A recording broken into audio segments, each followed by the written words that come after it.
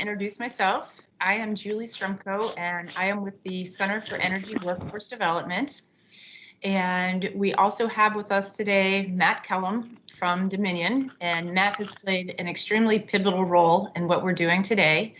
Matt had come to us probably about 2 years ago because he had been involved in the Virginia Innovation Challenge, and he put a tremendous amount of work in with many partners there in Virginia.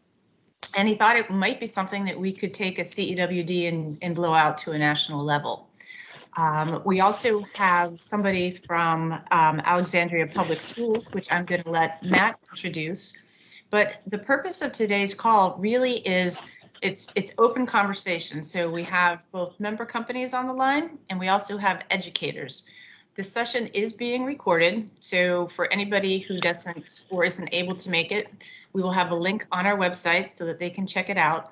But it's really just to offer companies and schools, because for many people, this is new to them. And so we really just want to give them a better understanding of what these challenges look like, what the challenges are to pulling off a challenge from both sides, from the education side and from the company side. We are going to try to fit this call into 30 minutes today because several people said they kind of had a hard stop at 3:30.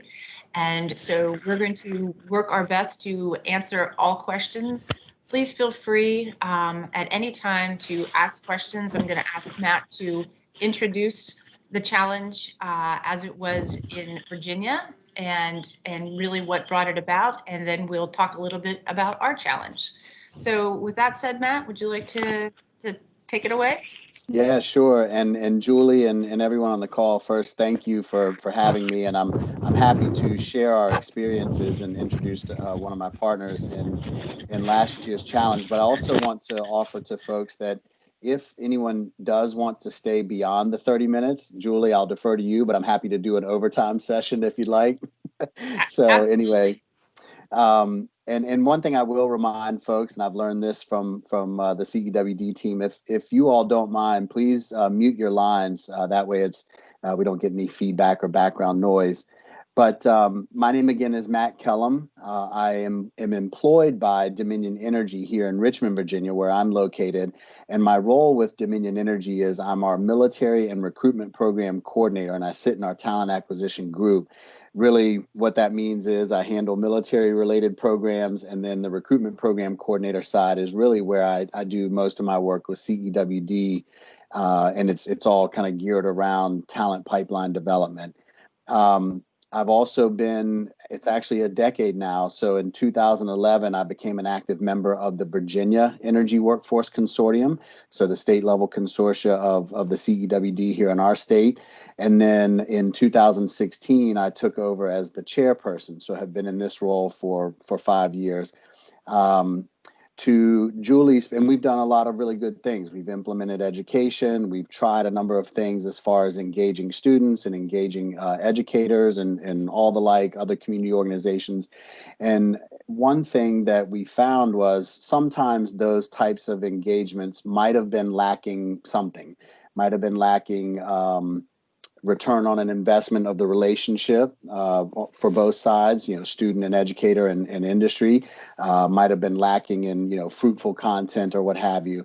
So anyway, we've experienced those things. And back in December of 2017, one of our partners from the Virginia Chamber of Commerce shared with me a video clip of an innovation challenge that they did with a company in the medical device industry up in Northern Virginia, as well as one of the schools in Northern Virginia.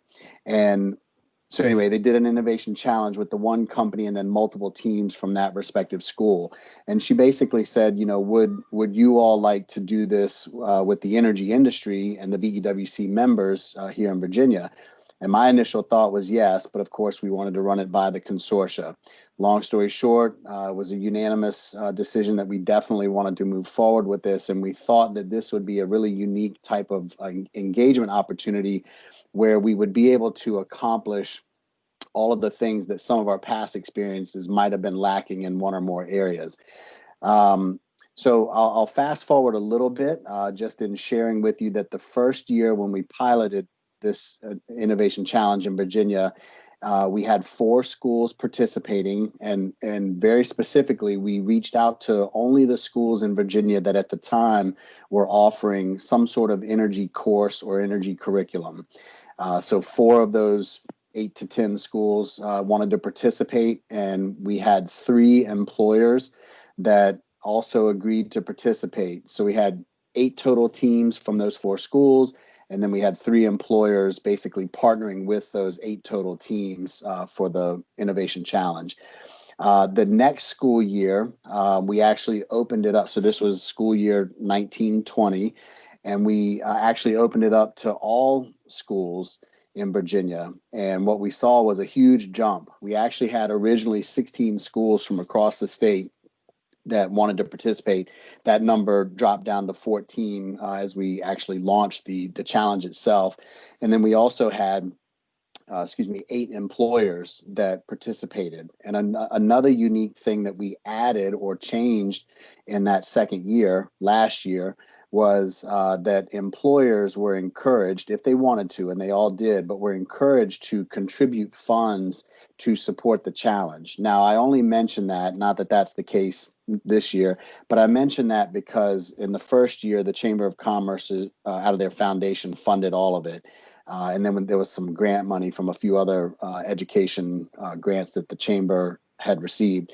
But it was also important to me from an industry perspective that our industry members had a little bit of a buy-in or a little bit of skin in the game, if you will. And that wasn't a concern to any of them. So a couple things there. We were able to save the chamber from having to spend their funds and dollars. And we were also able to get some very eager employers to contribute and help pay for the challenge.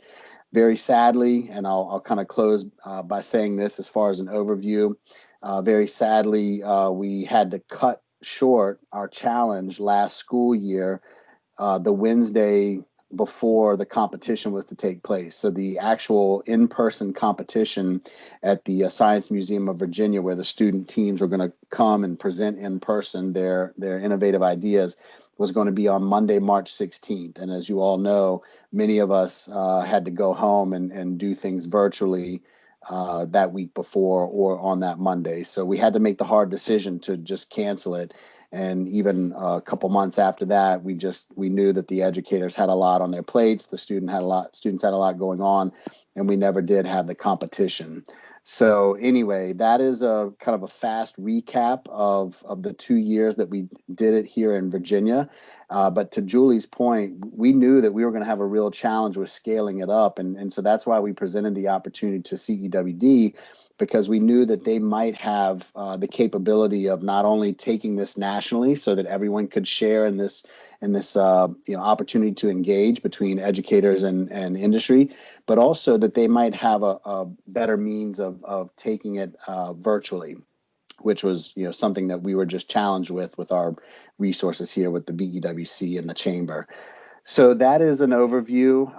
I kind of lured her into this, but I do want to introduce just very briefly, and then I'll let her take it from here for a moment. But Tricia Jacobs is someone that I actually met when she was with the Virginia Department of Education. And although our interaction was a bit brief several years ago when she was in that role, when she has since moved to be the CTE director, and I might be butchering the title, but the CTE director for the schools that she's supporting now in Northern Virginia, her school was one of the ones that joined on in the second year, and we're very glad to have her on board. So I will turn it, for whatever time you're allotted, Tricia, and I'll defer to Julie for that. But Tricia, would you like to introduce yourself and maybe share your interest in participating in the challenge and maybe what your students did get out of it, or some notable pros and cons from your experience last year? Yes, thank you, Matt. I was very excited to be a part of today's meeting because I think it's a wonderful opportunity for students to work with neighboring energy industry partners. And here in Alexandria City in Northern Virginia, we have industry advisory boards, and the energy cluster fits under our STEM Industry Advisory Board. And through Matt, we actually partnered our Alexandria City Public Schools up with Washington Gas. And together, that partnership has not only brought in resources for our students, but that were in this challenge, but also for our career and technical education department as a whole. I think that one of the ways the partnership worked was we really talked with the teacher and we found out how they wanted to set the challenge up with the students. And because it was so new for this teacher, we really allowed them to explore it with the students. And I think that's one of the big things about this challenge.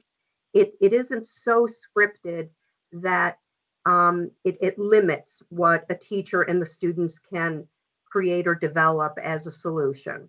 I think also as partnering with an outside agency such as Washington Gas, it gave students the understanding that yes, there are jobs in the energy industry, but also there's mentorship. And so that mentorship or that coaching that took place through Washington Gas, where an engineer really took on the role as mentor and coach with the teacher and came into the classroom, visited the classroom, came in virtually also, but really looked at the different ideas that the students had and worked with the students, not shooting down their ideas, but helping create and making that come to a real solution to for the competition.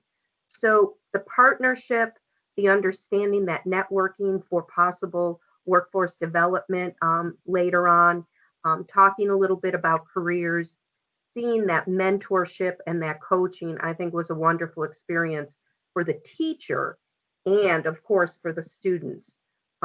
Yes, as Matt said, the competition did get shut down on us, but I think that you can't discount the amount of work the students did and what they learned.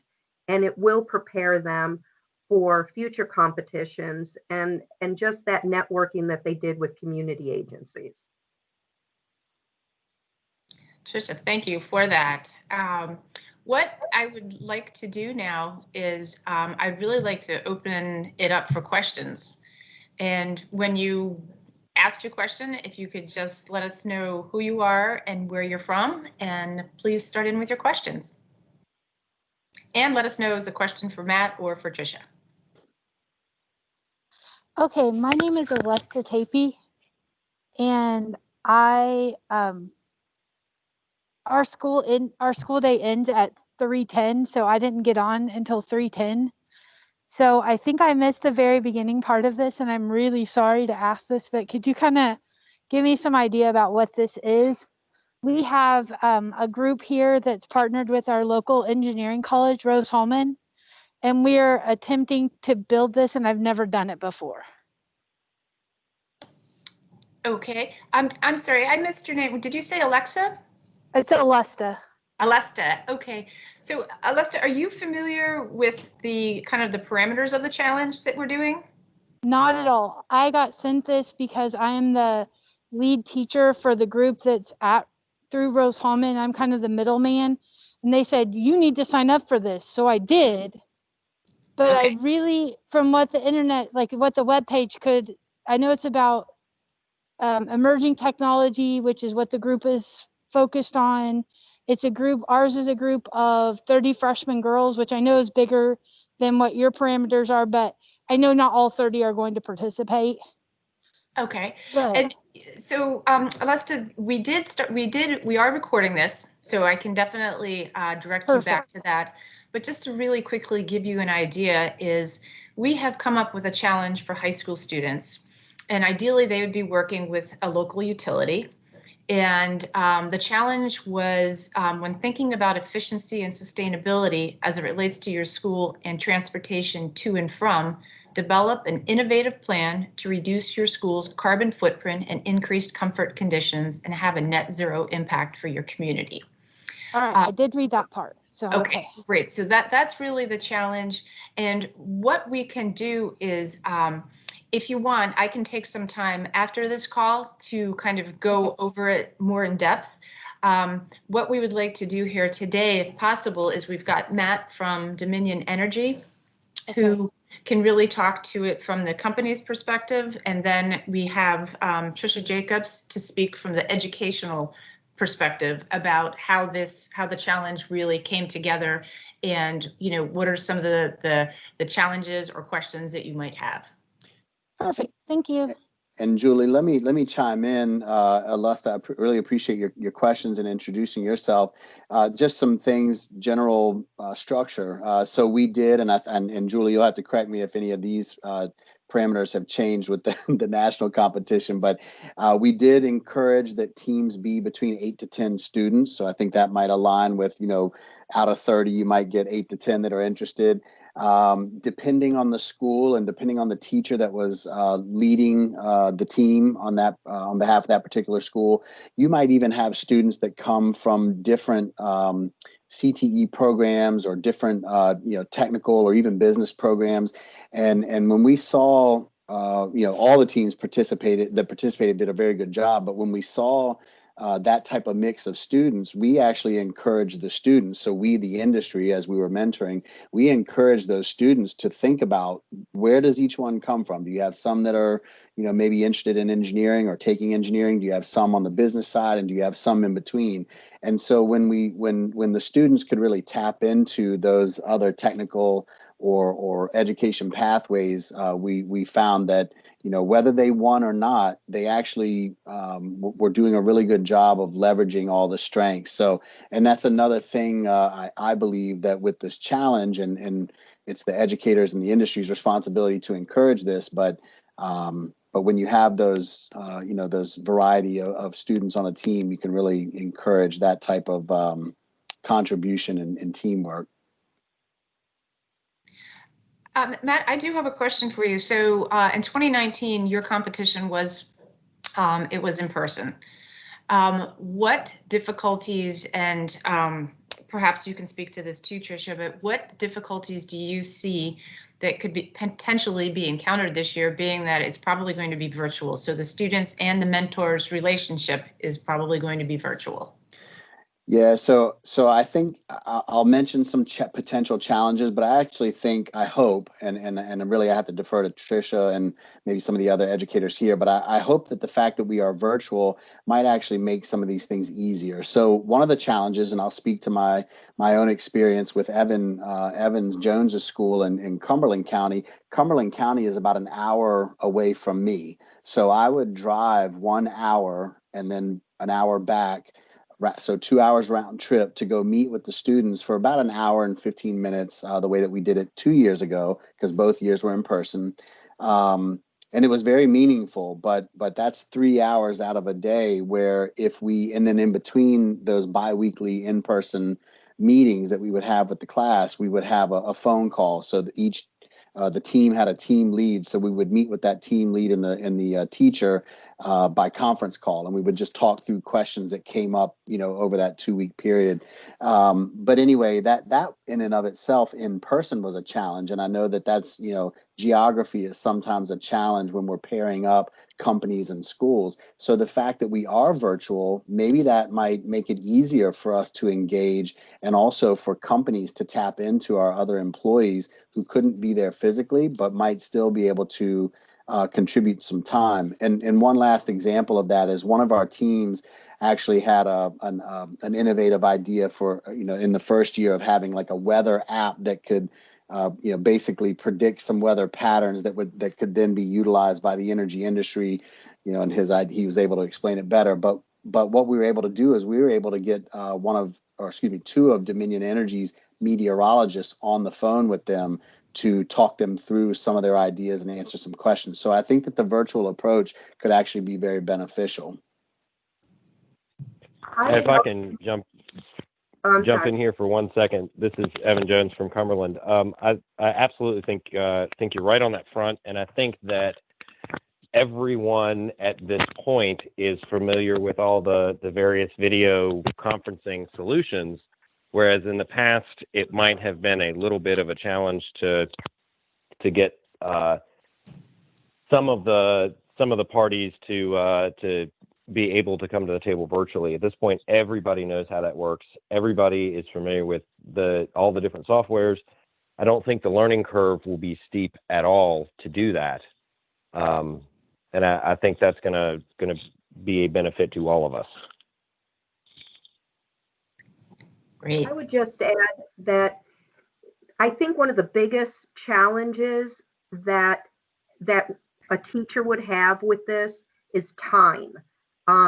When you have a 100% virtual setting right now, or you have a hybrid with a concurrent type schedule, how do you run this kind of competition with your classes? Or do you just go and decide to do it like in an after school or an activity time?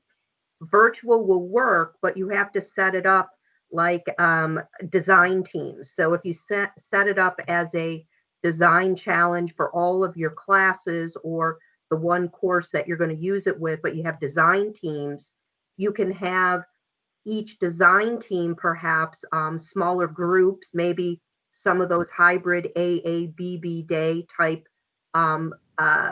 virtual or hybrid settings, and create design teams and create a smaller competition, if you will, within your classes or your courses that you're teaching that pertain to this design challenge. And then you can have that virtual piece with a partner. And I agree with Matt. I think some of that virtual is easier now for bringing them and making that connection with the class. But that you also have breakout sessions with Zoom or meetings, Teams that you can bring the partners in. But time is really, I think, the biggest challenge, getting all your content in for your course, but also creating the challenge, your design brief, and looking at what competencies or objectives you can cover in your existing curriculum. So you're sort of doing two things at one time for the students and bringing it all together virtually.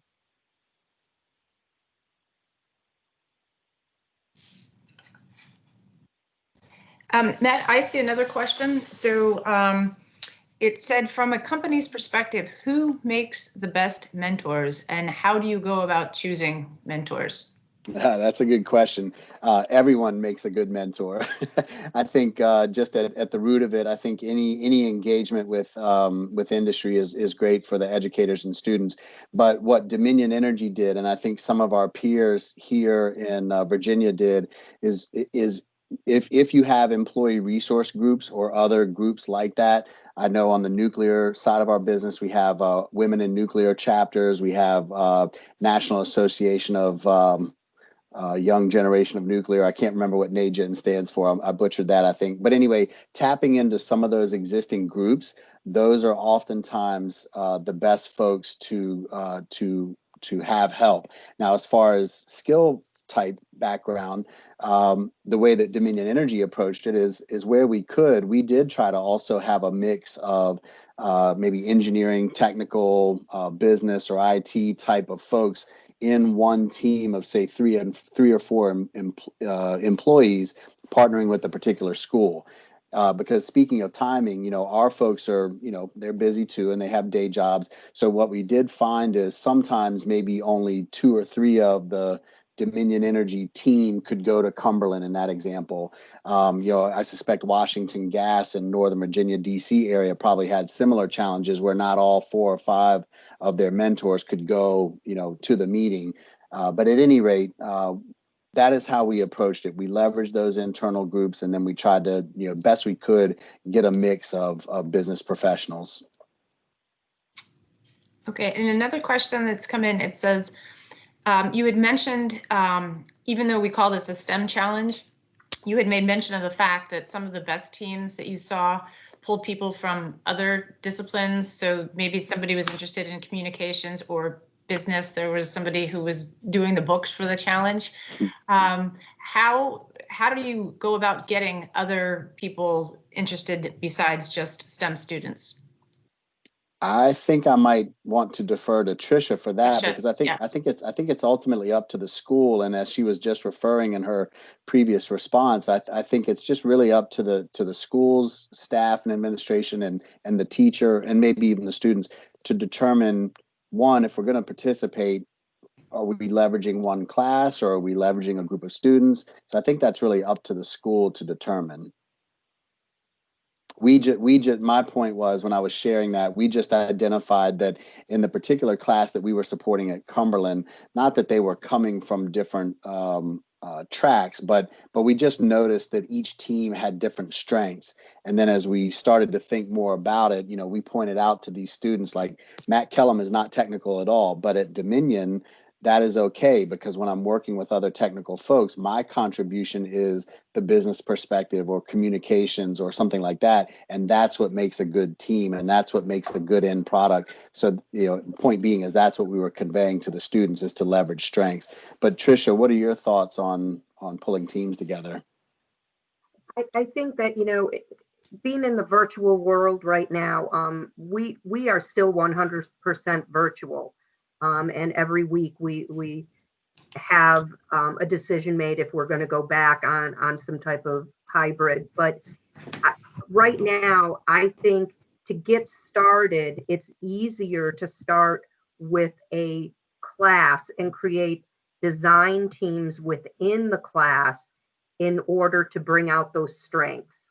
I agree with what Matt's saying, that if you're in a school that has a strong STEM academy, then perhaps you can pull students from different areas of interest. But you're going to find that even within a certain class, such as we're using a sustainable and renewable energies course that teeters on the environmental science piece. Our teacher has science and career and technical education certification. So I think that's another thing to think about, is the background of your teacher, because obviously they're going to be the ones leading the students and creating that partnership and mentorship with your outside partner. And let me just chime in real quick. So from the industry's perspective, going back a few years and still to this date, one of the reasons that we really like this type of challenge and whatever the problem statement would be from year to year is obviously we, the energy industry, want to continue to do a better job day in and day out and year to year of creating better awareness about our industry as a place to go and have a great career.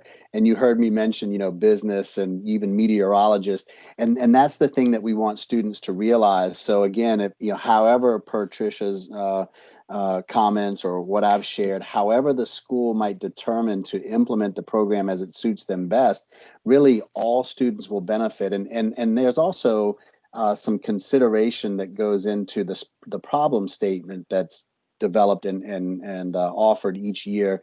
Is, if you look at the statement, that is not purely a STEM statement. That is, what can I do for my community and my school, and what innovative and fun ideas do I have, and do we want to share that with others in a competition? Yeah, I think that's a great point. Tricia, question for you is, what is the most practical advice you could offer to other educators in getting this going? I think keep it as simple as you can. I think as closely as you can connect it to a class that's already being taught. And like I said, because of the time factor, if you could connect it somehow to your competencies or your curriculum objectives, so you're doing two things at one time, create design teams within your class. You can, and I think what that also does is it lends itself to giving students practice time where they would be presenting to each other before they are, your top team then goes to the state competition, or is the one that you send that to represent your school. But I think the best way to save on time and your resources is to connect it to your course somehow, and create a design brief and rubrics that connect to your already existing curriculum. And we found that was easy to do. I'm sorry, Tricia. I was just going to add to that, you know, here in Virginia, and I'm sure in the other states, our departments of education in the respective schools have some charges to try to help their students with various ways of conducting work-based learning. I know for Dominion Energy, and I don't mind saying this, sometimes that's challenging. I mean, we can host groups and we can do some job shadowing and tours when we're allowed to do that, or we can do those things virtually. But to employ a student and give them some practical hands-on application, that's sometimes challenging for us. So Dominion Energy and some of our employers here in Virginia also looked at this innovation challenge as a way to offer some practical experience, as Tricia is describing, and in a version of work-based learning, best we could do it without actually being able to employ the student in an internship. So there's another perspective for you. And Matt, another question from the company side is there an optimal ratio to mentor to student team, and how much time would each employee be expected to give of his or her time? Oh man, so if you've got me on video, you might see me shuffling my papers. We did account for some time. The time spent is not a lot for each individual. I think what we estimated was maybe 4 to 8 hours total over the at least for us when we had the full 2-month period, and that actually included a kickoff session that we did in person, which was about a couple hours, as well as the competition itself, because we encourage the industry to mentors to come to the competition. So not a lot of time. So again, maybe 4 to 8 hours with the team, and you know, you can kind of easily divvy the math up or do the math, you know, as far as how many engagements you'd have with each student team. And again, as far as how many employees we had per supporting a student team, anywhere from 3 to 5. And we tried to get, you know, closer to 5, knowing that on a given day, you know, 1 or 2 of them may not be able to participate in the engagement, whether it was the classroom visit or, you know, a virtual visit. Great. Jim, I would love for you to share your comments in the chat, because you've definitely have some great ideas there. Sure. I just wanted to point out that CTE leaders are already, or I should say CTE teachers are leaders in this kind of thinking, that we can find STEM in every discipline, in every subject area in a school. And I will challenge any world language teacher, any music teacher in that regard. But there are also work-based learning and innovation opportunities, and it reveals that the world is much more integrated than traditional education has led us to believe. And maybe most importantly, historically, we've relied on young people to make those connections. And I think when we show them the many dimensions of STEM and innovation, they'll realize that somebody who is interested in communications can have a big impact on an industry like the energy industry. That's great. And not to mention, Matt, as you know, and we all know, there is absolutely every job that you can do in any other industry, you can do it in the energy industry. So whether that is HR, marketing, communications, cybersecurity, all those jobs exist. So introducing students at an early age is great. One of the questions, Trish, are you still on the line? Are you able to stay for a little while longer? I know you had a stop. Yeah, I can stay for like 5 more minutes. Okay, so this will be the last question I ask you. But lessons learned is, if you could just very quickly, we don't need to go over, you know, best practices, yes, are great to hear, but is there anything to avoid, so that if you could tell somebody, you know, these are the 2 things that you want to make sure you don't do, or, you know, these are the top 2 things that you make sure you do. And then Matt, I'm going to ask you that question next. I think the main thing is to keep it as simple as you can for the students to break it down, because as Jim is suggesting, some students are not used to using outside resources. And when you're bringing mentors in, you almost have to upfront help them understand how they ask for help and how they need to pinpoint what they need from that partner, that outside resource. Kids don't know what questions sometimes to ask, and as a teacher, you have to sort of help pull that out. I think helping to define what the responsibility is or what you would like the partner to do. I think they brought up a very good point today, like how many hours, because they do want to do a great job, but they don't know, they want their hours to count. And what we did is we did like an hour check-in during the class time. So the person from Washington Gas could actually come to the classroom, or sometimes they did call in and talk by phone. But I think having that idea ahead of time of how to utilize a resource is something to really have defined. That's great. Thank you. Yeah, and what I would add to something to avoid, and frankly, I'm kind of piggybacking off of what Tricia has talked about as far as aligning it with the course or the class or the curriculum, but I would avoid not overthinking it. So hopefully you all are participating or will register to participate, but don't let your student teams overthink their ideas for too long, and then frequently refer back to, well, what is the problem statement? And this is something that you should do, but avoid not paying attention to the rubric. So when you have the rubric in hand, make sure that you're frequently referencing the rubric, because I hate to say it, but there's some gaming involved in the fact that this is a competition. So two things again, don't overthink the idea. So if a student or the team has a really good idea, encourage them, and this is for the educators and the industry folks alike, but encourage them to pick one and really run with it.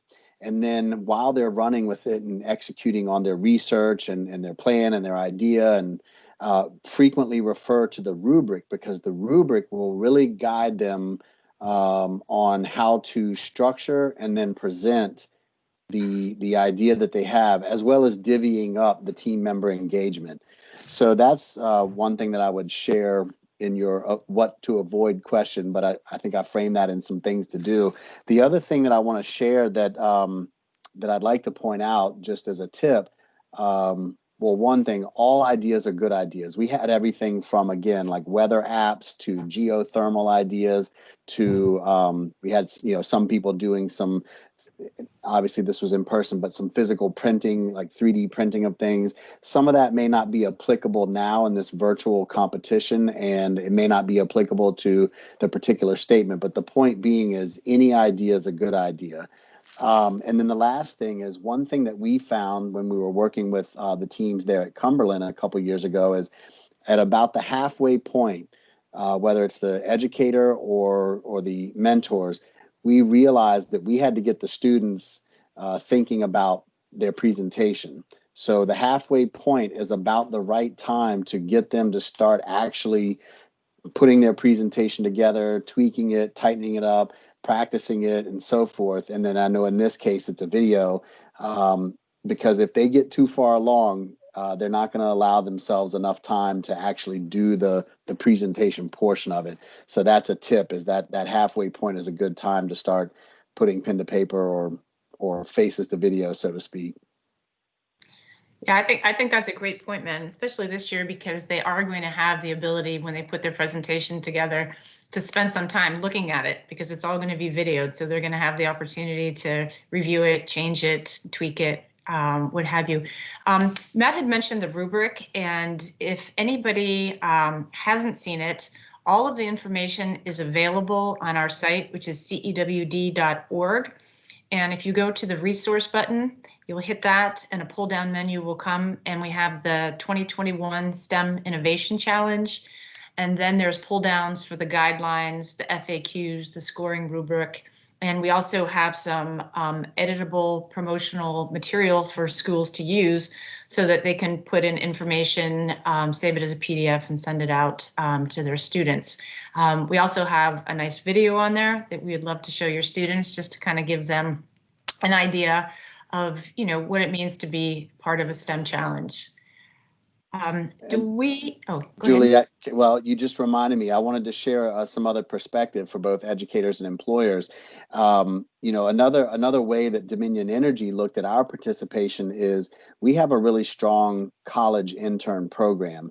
So we realized that this was also an opportunity to get some of our talent acquisition or college recruitment team members engaged, whether they were on one of the mentor teams or if we were just providing materials to those students, like at Evans School in Cumberland County here in Virginia, to encourage them, whether it was with Dominion Energy or with any other energy partner in our state or across the country for that matter, but to now start considering the energy industry for college internships when that time came, to continue their learning and practical application in our industry.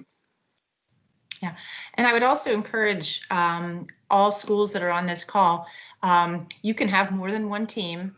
And one of it's almost like a side benefit to this, but your students are getting to know people that are in the industry, but moreover, those people that are in the industry are getting to know your students. And so talk about a great networking opportunity. This mentorship really is the way to go, and to gain that understanding and to develop those personal relationships, which they're hard to come by. So please encourage your students to take advantage of this. Do we have any other questions from the audience right now? Please feel free to speak up.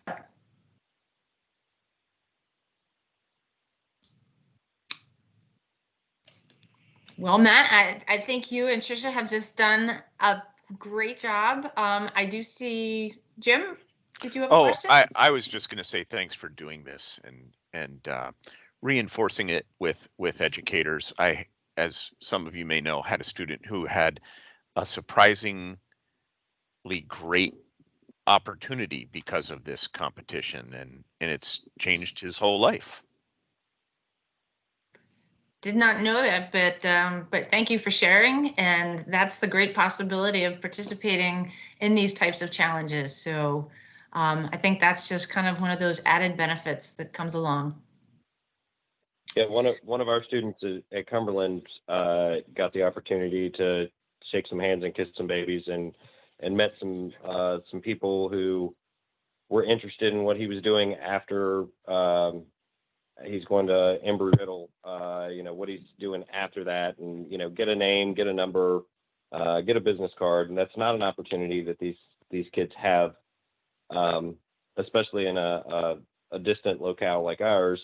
You don't often get the opportunity to rub elbows with vice presidents from various commercial entities. So that's one of the huge benefits that I look at for it is yes, it's competition. Yes, you have an opportunity to go out and do cool things and win cool prizes. But if nothing else, take the opportunity to kiss hands and shake babies and move on about. Flip that one around. I don't know. That baby shaking thing. No. Well, I don't think you should be kissing hands at this point. So. Well, thank you for highlighting that. And just on that note, and again, I know Julie, I'm deferring to you and the CEWD team on how it will be, how the competitions regionally and nationally will be, you know, scored and judged. But what we did here in Virginia, and to Evan's point, we actually reached out to our company leaders. So we had a director and some VPs, and we had actually a representative from one of our colleges here in Virginia that has a really strong renewable energy program. So we had a variety of folks that served as our panel of judges. And to Evan's point, it was really important to us from the industry perspective and from the Virginia Energy Workforce Consortium perspective to have our leaders participating in that way so that they could see firsthand the talent that is in their communities and that could be their future employees and part of their talent pipeline. So that when he's mentioning executives, that's how some of our executives were engaged. And Matt, you had offered that suggestion early on, and we are definitely going to do that, because we also feel from the industry side, it's equally important to let leaders see what quality young people we have today and how they're innovative and how they're excited. And those are the people that we want to attract to the industry. So thank you, Matt. Thank you for bringing this to CEWD. There was a little bit of arm twisting, not too much, but Matt was very persuasive about it, not to mention that you've just been an incredible help. Thank you. Can't thank you enough. Tricia, I want to thank you very much for answering questions and participating today. And for everybody that attended, please feel free to reach out to me at any time if you have any questions. We'll do the best we can to answer them, but otherwise we look forward to seeing lots of submissions and choosing a national winner on April 15th. So with that said, I'm going to close out the call and hope that everybody has a wonderful day. Thank you very much. Take care. Bye-bye.